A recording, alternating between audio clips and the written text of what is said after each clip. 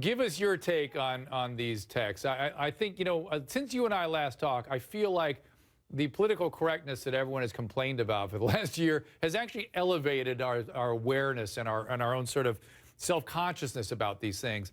I'm shocked to see police officers create, you know, the one thing if they said something under their breath, but to put texts out there they know can be retrieved seems bizarre to me. Well, actually, I think it's all being blown out of proportion. Every nationality has jokes. We have the public jokes and we have the private jokes. And, you know, we're always talking about we want people to communicate. So they opened up and talked about what they think about blacks and Indians and Asians and even other white people. And well, humor, Miss Ali, humor itself, Dr. Drew, is cultural. Yeah. Humor is cultural. Yeah. Well, you said other white people. You know, I think some of these guys were Asian. In fact, they were not even white, right? Yeah. Yeah, they might have been. Well, you think I don't know some white people jokes? You want to hear some of them? We all have jokes, you know? I don't know. Control room? Should I have Miss Ali tell white people? No, I'm hearing no. I'm hearing they're afraid of how far you're going to go with it. Although, I'll call you afterwards. You can tell me some. I'd love to hear them. Now, Miss Ali, I want you to look at the demographics of the San Francisco Police Department, and these numbers reflect, what you see here in these percentages is a fairly precise reflection of the percentages of race in the population of the city in San Francisco.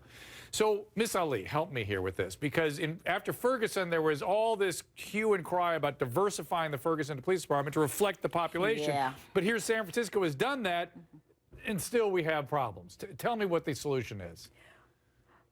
Well, I think whenever you have corporate outrage and that they come forward and say, we're going to get these guys, or, you know, men and women who are being racist and who are saying the wrong thing and hurting people's feelings, that's all usually just a cover-up. And it's made to make us think that something is being done about racism. I mean, as an example, you remember when we had all of the hoopla about taking down the Confederate flag? Yeah. Well, how many black lives has that saved? How many black people have stopped doing crime because of that? And how many police have stopped shooting black people because they took the Confederate flag down?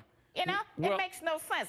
This is just something that should blow over and just let that go, because white people gonna make jokes about black people and black people gonna make jokes about white people. Miss Ali, please. I would rather have the police telling jokes than to go around killing black people. So you pick which one is best. Is it possible that they could do both? I don't know that they're mutually exclusive. Exactly, not one or the other. But Miss Ali, you said you've given me a sense of hopelessness, that nothing's ever going to get better. What's behind that? What is the solution?